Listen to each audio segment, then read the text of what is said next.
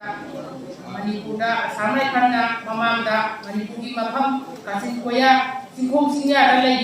मफम सिंदा Assam rifle सिंदा अखोइदा Meitei अखोइदा अंजलगा करी तौगी हाइबसे चाना मणिपुर प्रजा दिमंगना खंगका लेङै मरकसिदा इखं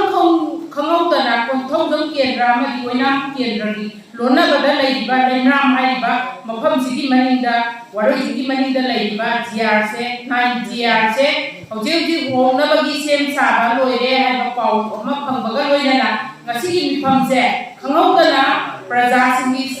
section singdagi mai sing pulak limbi rakuna aigoi phamjari bani aduga jiar se yaragadi akoi chalan binu aduga asam rifle gi aigoi leimram gi maning gi jing sida thungtham thamba yaroi haiba se manipur gi praja ma oinam kendra gi manungda leiba ima iben pulakna amata oiba khongpham amaga loinana makoi thamba yaroi haibase kolau ma oina lawminabsi aduga makha tana koina karigumba lakhotaba yadragadi mahut sinba oina state force thambiu haibasida karigumba sarkarna tabiraba madugi apa hataba kaida sarkarna ugadabani haibase miyamda thamjari laiba 9 year lakhopa